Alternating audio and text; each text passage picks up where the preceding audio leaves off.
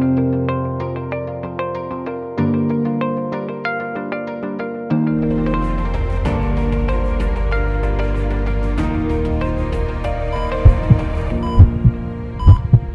você que está ligado na TV Rio Doce, mais um Cuidando de Você. Saúde, bem-estar e qualidade de vida, essa é a nossa preocupação. Esse é o objetivo do nosso programa. Lembrando que de segunda a sexta estamos no ar, às 18h30, e segunda, terça e quarta, 12h10, logo após o programa do Júlio Avelar, você tem a oportunidade de rever os nossos programas.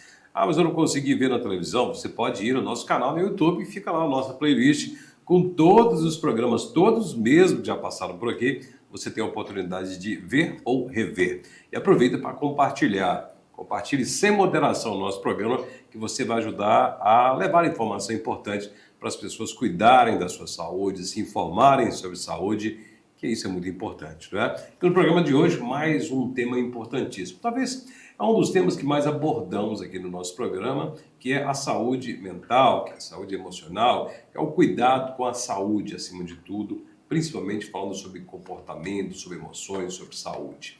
E hoje, mais uma vez, vamos abordar um tema muito importante, que devemos sempre estar falando, principalmente nós, dos meios de comunicação, e aproveitando essa demanda que sempre é nos pedida, solicitada pelos profissionais da saúde, que é a questão das pessoas, das crianças, principalmente, com transtorno do espectro autista. E hoje a nossa abordagem será com relação à questão da psicoterapia, a questão da terapia como um todo.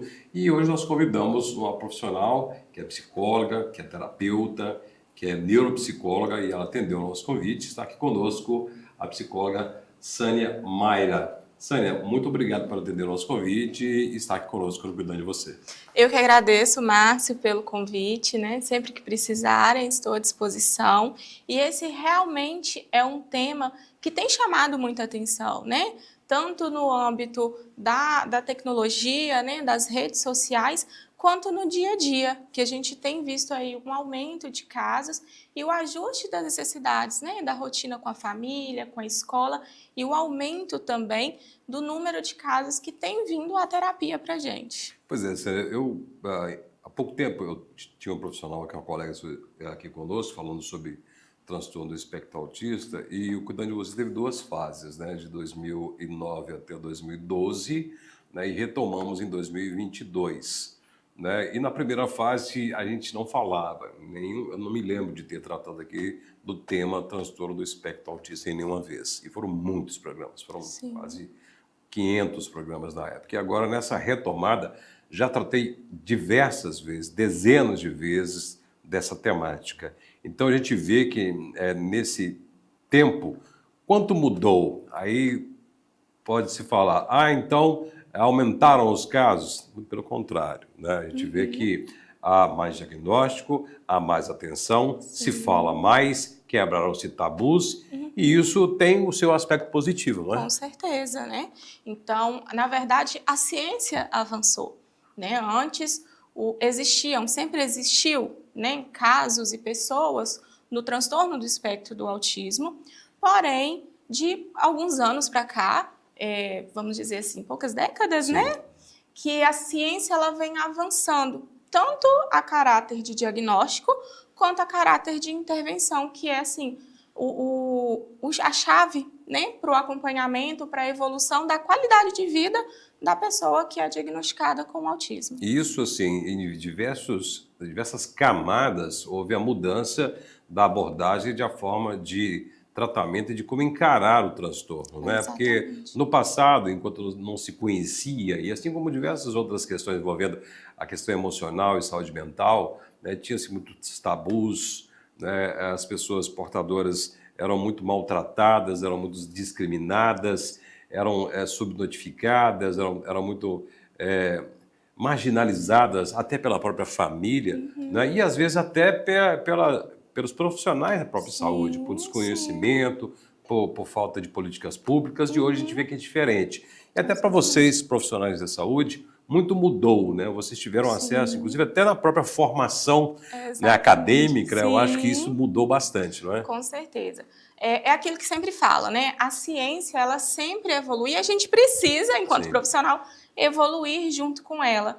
Mas a chave disso tudo é o acesso ao conhecimento.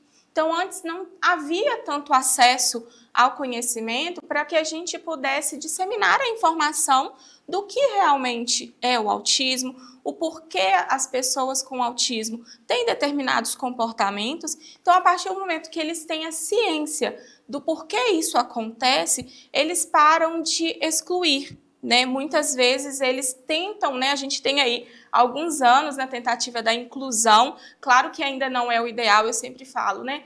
Que existe o ideal e existe o real, e no real a gente tem trabalhado para que a inclusão aconteça de maneira efetiva, mas tudo isso através do conhecimento, né? Então, porque se a gente não tem acesso a essas informações, a gente realmente não consegue lidar e nem mesmo ajudar, né, as pessoas quando precisam desse suporte. E sob essa ótica, né, a gente tem aí uma geração toda aí, talvez adultos, né, de pessoas com transtorno do espectro autista de diversos níveis, né, hoje, que passaram décadas e décadas de sofrimento, né, de enfrentamento, não só eles, quanto a família também, e nunca foram ajudados, né? Mas hoje temos essa oportunidade, como você falou, falta muito ainda a se avançar, mas hoje nós temos essa oportunidade, temos até certo ponto, né, há muito que se avançar, políticas públicas, temos a atenção e a família tem onde buscar ajuda, né? E aí a gente vai, dentro da sua área, dentro da proposta do programa de hoje,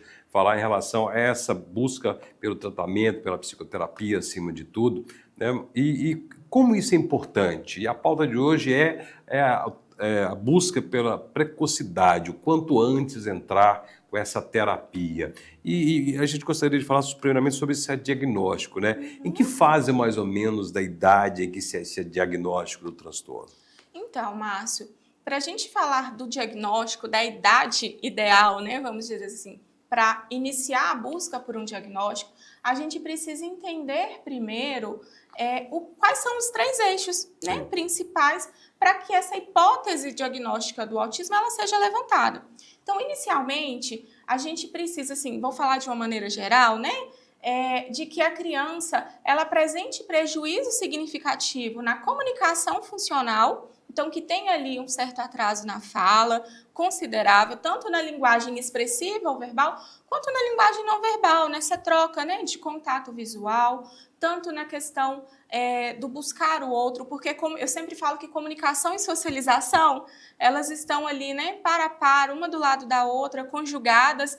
Então, aquela criança que muitas vezes tem mais interesse pelo objeto do que pelo outro coleguinha, do que pelo adulto, do que por outra pessoa, e também os padrões restritos e repetitivos dentro do comportamento. Há alguns anos era bem estigmatizado, né? A questão do enfileirar.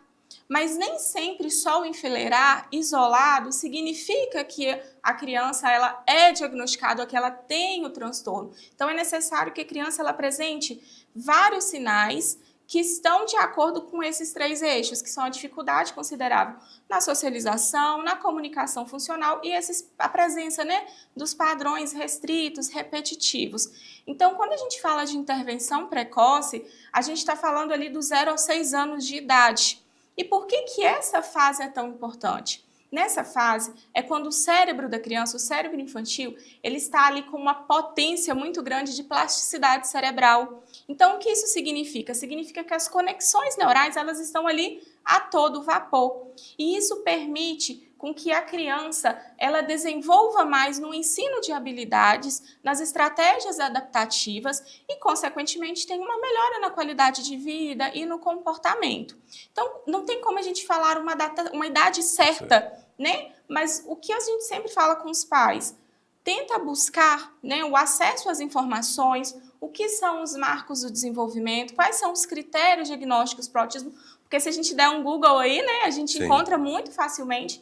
E se você observar algum nível de atraso, ou mesmo que seja um sinal sequer, procure um especialista, né? Pode ser que a criança esteja no espectro do autismo? Pode ser.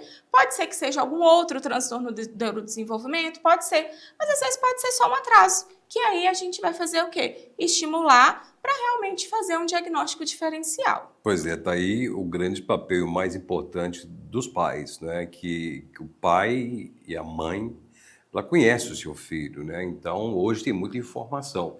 Então, esse primeiro olhar, esse primeiro passo tem que ser dos pais, que conhece, que vê, que está no dia a dia, conhece a característica. E daí, essa importância de procurar realmente a avaliação, né? No passado, realmente, normatizava, né? É assim mesmo. É a característica dele, a personalidade dele. É a criança do fundo da escola que não gosta de socializar, é quietinho no canto, né? Não gosta de conversar.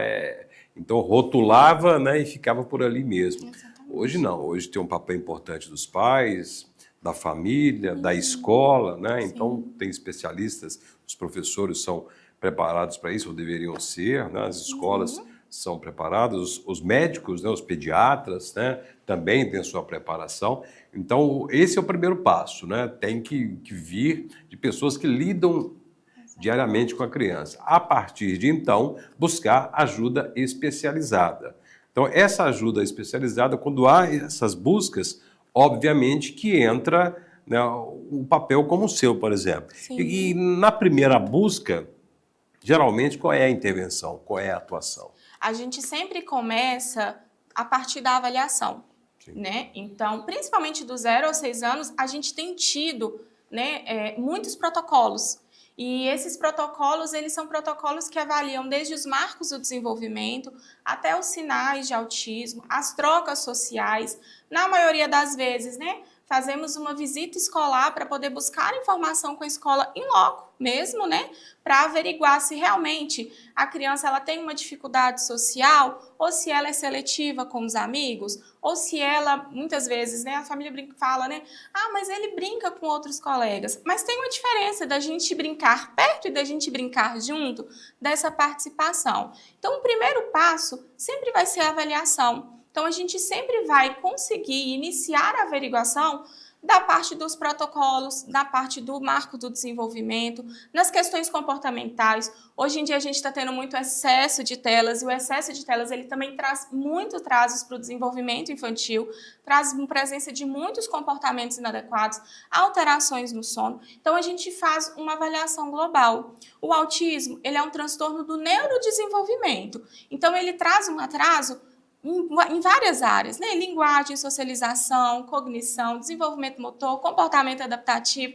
Então, essa avaliação ela é uma avaliação global do desenvolvimento para a gente conseguir identificar se os atrasos que a criança apresenta estão realmente associados ao transtorno do espectro do autismo. Você falou justamente sobre essa questão de, na primeira abordagem, você procurar conhecer, né? Conhecer cada criança, fazer essa abordagem, até na escola, até conhecer um pouco mais o ambiente que ela vive, Exatamente. né? Aí vai além da criança, né? Aí você tem que conhecer a família, né? Como que é o ambiente familiar como um todo. O lazer Então, da daí já dá criança. para entender que não há um atendimento padrão, não há receita de bolo, né? Que o atendimento para um é para todo mundo. Cada um é um indivíduo diferente do outro, né? Exatamente. No atendimento a crianças, né, e é independente de diagnóstico, não só de crianças, mas na psicologia, o atendimento às pessoas que o procuram, ele é individualizado, né? Eu brinco, eu falo que ele é personalizado. Por quê? Terão pessoas que são mais introspectivas, outras já serão mais abertas, mais sociáveis, mais expansivas. Então, a gente precisa entender qual que é o perfil, né? Principalmente, eu vou falar da criança, que é a minha área, né? Então, a gente precisa entender o perfil da criança, quais são os momentos de lazer que essa criança tem, se está de uma maneira que é saudável, que não esteja afetando sua qualidade de vida, como são as relações familiares, relações com outras crianças e também na escola, porque hoje em dia, né, tem se aumentado o tempo das crianças inseridas no ambiente escolar. Então, todo esse contexto em que a criança está inserida, ele é importante para o processo de intervenção, para que ela seja de maneira mais assertiva, né? A gente sabe que há gradações, há variações em termos de autismo, né, de diversos tipos, né, e de diversos tipos de que provocam diversos tipos de situações, né? Em nível de comportamento, em nível de relações familiares, Sim. escolares e tudo mais. E você disse que cada indivíduo é diferente do outro, cada criança é diferente da outra, então cada abordagem é diferente da outra também, né? E há técnicas diferenciadas, né? Sim, E sim, isso, logicamente, que é algo bem complexo, né? O ser humano por si sim, é complexo e há, quando você lida de um exatamente. transtorno, então assim, é um trabalho bem complexo nesse sentido, né? Sim, sim. Hoje, a abordagem de maior relevância e maior comprovação científica é a abordagem da análise do comportamento aplicada. Né? O objetivo dessa abordagem é diminuir os comportamentos inadequados, os comportamentos interferentes, o ensino de novas habilidades e o melhorar a qualidade de vida do sujeito. E dentro dessa abordagem, há diversas, né? Eu sempre falo assim, estratégias. Eu até brinco com os pais que as estratégias que ainda não existem, a gente, enquanto terapeuta, a gente é muito criativo, né? Sim. Então, a gente vai atrás de qual estratégia vai ser mais eficaz para cada paciente. A gente vê que o cuidado com crianças com transtorno de espectro autista, ele vai além do consultório, obviamente, né? O consultório há um tempo ali, mas a família, né? Pai e mãe, principalmente a mãe, né? Não tem como negar, né? Que os principais eh, cuidadores, né? São as mães, né? No geral, o pai também está presente, não podemos negar isso, né? Mas elas que estão ali no cuidado. Então, esse cuidado com quem cuida também, ele é importante, né? Então, não só a Sim. criança tem que ser cuidada, mas quem cuida também, não é? Exatamente. A gente sempre tende a ter um olhar para a família, né? Quem trabalha com criança não tem como atender só a criança isolada.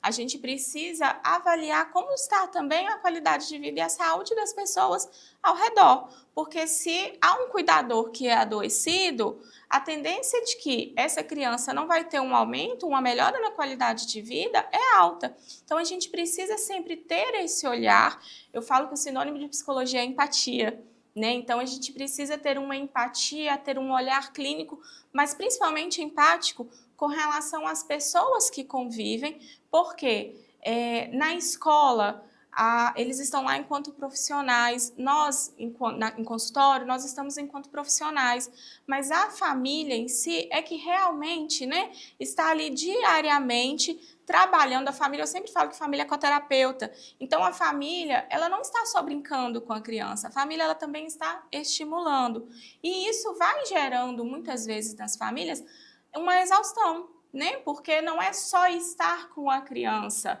é manter a casa, manter o trabalho, manter o relacionamento, as amizades, os vínculos.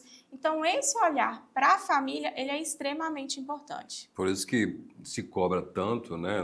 A sociedade, nós, enquanto imprensa, também cobramos, que fazemos parte do tecido social, né? Um apoio muito grande às chamadas, né, mães atípicas, famílias atípicas, porque realmente precisam de uma atenção a essas crianças, né? Políticas públicas que possam ajudar essas mães, aquelas que precisam de sair do seu trabalho para poder cuidar, aquelas que precisam de mais tempo, aquelas que precisam de apoio, né? Políticas públicas cada vez mais assertivas, que ajudem, né? Leis que ajudem, que apoiem, né? Acesso à saúde acima de tudo, a saúde emocional, a saúde clínica também. Isso é muito importante, porque é necessário, né? E essas mães, essas famílias, como a Sânia disse, são coterapeutas. Elas dão continuidade àquilo que no consultório é feito, né? Nessa abordagem, a gente está falando aqui sobre antecipação, né? Começar a fazer a psicoterapia o quanto antes. E quando a gente fala em precocidade, em saúde, cada um que vem aqui nessa cadeira que você fala que quanto antes se diagnosticar, quanto antes começar o tratamento, mais eficácia na terapia, na qualidade ou até nos resultados. Então, enquanto se fala em tratamento precoce, né, a psicoterapia precoce, na criança portadora do transtorno do espectro autista, que tipo de melhoras ou que tipo de resultado se espera? Então, tem até, muito se fala na internet, né, que a terapia para crianças com autismo é para deixar a criança normal. Só que é um mito, assim, gigantesco. O que de fato é a terapia para crianças que são diagnosticadas com o transtorno do espectro do autismo é para trazer uma qualidade de vida, é para trazer uma autonomia, uma independência pessoal e um desenvolvimento para que quando se torne um adolescente, se torne um adulto, ele consiga se socializar de uma maneira que não lhe cause sofrimento. Então, hoje, a gente observa muito, igual você muito disse, né? Tem muitos adultos com diagnósticos tardios e que muitos estão associados a comorbidades, né? Uma ansiedade, uma depressão. Então, é muito importante que, quando a gente se fala em tratamento, quando a gente se fala tratamento para crianças com autismo, a gente tenha esse olhar para que a criança ela tenha uma qualidade de vida. Então, eu vou dar um exemplo, né? Muita gente fala em consultório, é o contato visual, a criança não olha no olho, a criança não olha para o meu rosto, mas quando a gente vai ver isso na prática, a criança ela não precisa ter esse contato visual direto que a gente está tendo aqui agora. Sim. Qual que é o objetivo? O que seria esse contato visual? É a criança dirigir a atenção à pessoa que está falando com ela. E é óbvio, né? Hoje a gente já sabe que para eu ouvir um comando, eu não preciso estar diretamente olhando com você. Então, dentro do processo de intervenção, a gente faz as estimulações de acordo com o que faz sentido para cada criança e para cada indivíduo. Quando a gente fala em normalizar, a criança vai ficar normal, né? E o conceito de normal, né, é o conceito que nós, sociedade, né, é que nós taxamos, né? O que é normal? Né? É olhar no olho, né, interagir do jeito que a gente quer que interaja, é o que se busca é a qualidade de vida para a pessoa com transtorno de espectro autista, para que ela cresça, se desenvolva, se interaja, tenha qualidade de vida, seja feliz, né, como indivíduo, não para nós, não por nós, mas para ela. É isso que se busca, né? Para ela e para a família dela. Então, esse é o objetivo, porque nós muitas vezes buscamos, para nós enquanto sociedade, taxar o que é normal, o que nós queremos, né? Uhum. Então, não se vê a felicidade e a individualidade. Então, é isso que se busca. Exatamente. Né? Então, é isso que a gente tem que buscar e foi muito bom você pontuar dessa forma. E aí que a gente fica feliz, realmente, é que hoje em dia, realmente, comparado com o passado, se avançou muito, né? Antigamente era até tabu se falar nessas questões, né, em saúde mental. Né? Hoje temos aí o Janeiro Branco, que se fala muito, a gente se fala muito em questões que no passado não se tocava. Né? Recentemente teve aí a caminhada antimanicomial, essa semana está falando muito da jornada antimanicomial, que era uma aberração que existia na sociedade, inclusive brasileira, no passado. Né? A questão dos transtornos, do TDAH, hoje se fala bastante sobre essas questões, a questão adulta, o burnout, né? Se fala bastante, e outros transtornos, e o transtorno do espectro autista tem que ser falado, porque pessoas, crianças estão em sofrimento, famílias estão em sofrimento, mas como a Sânia veio propor aqui, né, numa abordagem precoce, numa abordagem antecipada em relação à terapia, pode ter muitos avanços. Então, você pai, você mãe, você professor, professora, você pediatra, né, procure entender um pouco mais sobre essa necessidade de procurar o quanto antes uma ajuda profissional, porque todos precisam de ajuda. Né? Então, e você, no seu dia a dia, no seu consultório, você certamente observa esse resultado, essas melhorias, não é isso, Sânia? Com certeza, né? Por isso o uso de protocolos. Através do protocolos, a gente consegue quantificar o nível de avanço da criança, mas eu sempre falo que os meus olhos brilham mais ao ver a criança, né? A criança que, quando entrava no consultório e buscava mais o brinquedo, e que aí hoje, né, depois de alguns meses de intervenção, vem e me busca, né? Quando a gente vai até a escola e a escola fala que a criança ela tem conseguido permanecer sentada e cumprir a atividade até o final. Quando a família traz para a gente que a criança em casa tem conseguido se regular diante de uma frustração. Então, isso é através disso, através desses relatos, que a gente consegue realmente observar os avanços. Perfeito.